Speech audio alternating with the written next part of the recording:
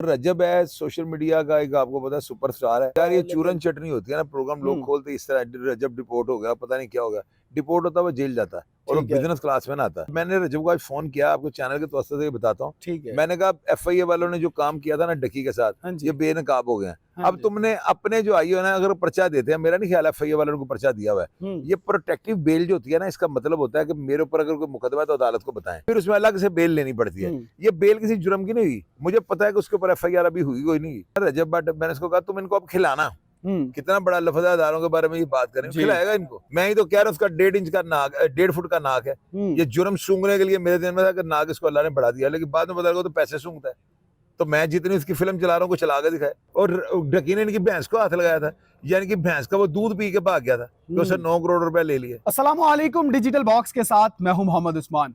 नाजरीन, रजब भट्ट और नदीम नानीवाला जो है वो पाकिस्तान पहुंच चुके हैं। उन्होंने अपनी इंटरम बेल भी करवा ली है। अब देखना ये है कि उनके केस में आगे क्या होता है। अभी तक सिर्फ इल्ज़ाम है, क्या आगे इल्ज़ाम साबित होगा, क्या क्या सबूत पेश किए जाएंगे, तफ्तीश में शामिल होंगे, ये सारा मामला जो है अब वो किस तरफ जाने वाला है। मेरे साथ senior crime analyst Shahid Chaudhary साहब मौजूद हैं, किसी तारुफ के मोहताज नहीं है। इनसे जानते हैं कि वो इस बारे में क्या कहेंगे। चौधरी साहब अस्सलाम वालेकुम। वालेकुम अस्सलाम। ये सब खैरियत से आप? अल्लाह का शुक्र। चौधरी साहब, रजब भट्ट काफ़ी कंट्रोवर्सीज में रहे, बाहरले मुल्क में चले गए और अब वापस आ चुके हैं पाकिस्तान। और उनके घर जब उनकी आमद हुई तो काफ़ी मीडिया के लोग जो हैं वहाँ पर मौजूद थे, लेकिन ज़्यादा लोगों से उन्होंने बात भी नहीं की, अवॉइड किया बात करने में। तो अब बताएं ज़रा कि केस आगे किस तरफ जा रहा है। यार लोग उससे मोहब्बत करते हैं, लोग उसकी ऑडियंस जो है, उसके चाहने वाले जो है, उसके ऊपर जान तक निछावर करते हैं।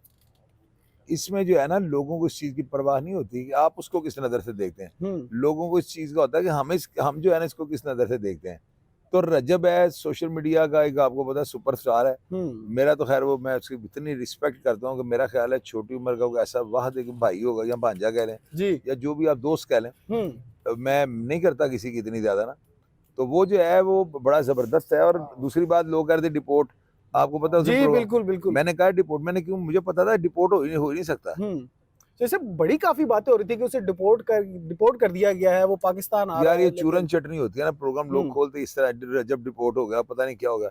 डिपोर्ट होता है वो जेल जाता है और वो बिजनेस क्लास में ना आता है। तो रजब बट मैंने रजब को आज फोन किया, आपको चैनल के तवज्जो से बताता हूँ। मैंने कहा FIA वालों ने जो काम किया था ना डकी के साथ, ये बेनकाब हो गए हैं। अब तुमने अपने जो आई हो ना, अगर पर्चा देते हैं, मेरा नहीं ख्याल FIA वालों को पर्चा दिया हुआ है। ये प्रोटेक्टिव बेल जो होती है ना, इसका मतलब होता है कि मेरे ऊपर अगर कोई मुकदमा है तो अदालत को बताएं, फिर उसमें अलग से बेल लेनी पड़ती है। ये बेल किसी जुर्म की नहीं हुई, मुझे पता है कि उसके ऊपर FIR अभी हुई कोई नहीं। तो इसमें जो है ना रजब बट, मैंने इसको कहा तुम इनको अब खिलाना, कितना बड़ा लफ्ज़ है अदारों के बारे में ये बात करें, खिलाएगा इनको। क्योंकि पीछे मैं उसको बताऊंगा इसको ऐसे करो, ये तो काबू नहीं है, डकी तो पकड़ा गया था। तो ये चीज है, ये केस जो है ना इतना इजी नहीं है कि बंदा इसको फिट कर रहेगा।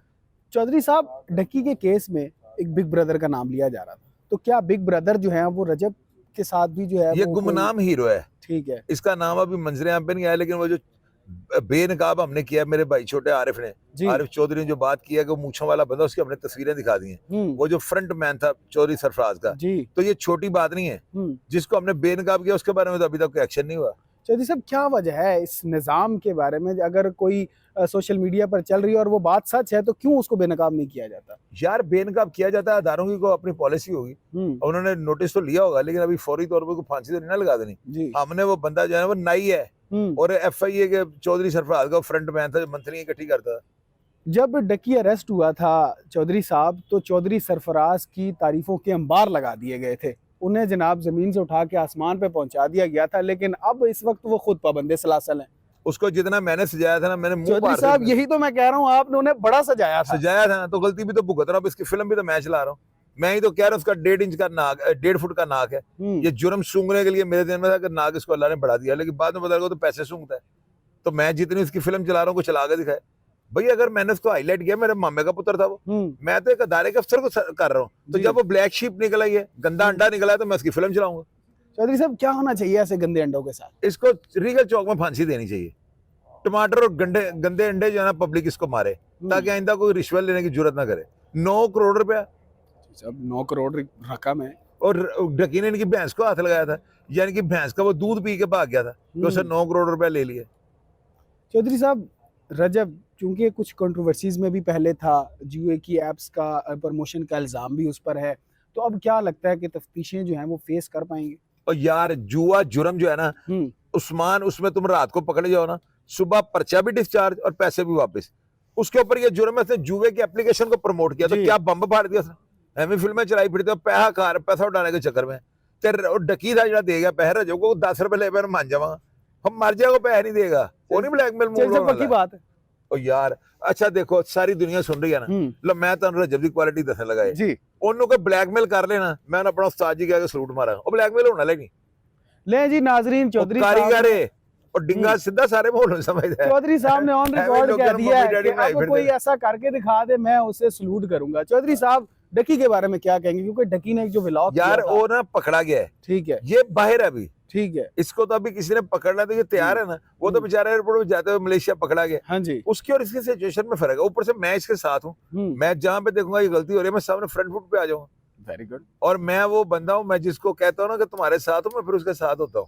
میں فلمیں چلانے والا رجب ماشاءاللہ اچھا بہت اچھا ہے، اور میں اس کو پہلے نہیں پسند کرتا کیونکہ میں دیکھتا نہیں تھا، ٹھیک ہے، تو جب سے میں نے اسے دیکھنا شروع کیا اس سے باتیں ہوئی ہیں تو میری کال یقین کریں وہ اٹینڈ کر رہا ہے، لوگ بتاتے ہیں فون نہیں اٹھاتا، میرے سے اس کا رابطہ ہو جاتا ہے، تو یہ چیزیں ہوتی ہیں، کسی کی پازیٹیو چیز بھی بتانی چاہیے، اگر وہ عمر بھی اس کی تھوڑی ہے، اس عمر میں بندہ بڑا کچھ ہو جاتی ہے بندے سے گاڑ بڑے نا، تو اس کو اتنا ایشو قومی ایشو میں لانا چاہیے، یہ قومی ایشو کوئی نہیں ہے۔ چودھری صاحب کچھ لوگ جو ہے وہ نیگیٹو باتیں بھی پھیلا رہے ہیں، تو چوہدری صاحب بہر لیں، ہاں جی تو آپ سن لیا کریں، مجھ سے سوال تو نا چودھری صاحب ایک تو یہ بھی ہو گئی، دوسرا رجب کے بارے میں بھی ہے کیا کہ وہ جو ہے وولگیرٹی پھیلاتا ہے یا کچھ عجیب و غریب جو ہے وہ ولاگنگ کرتا ہے، اس بارے میں کیا کہیں؟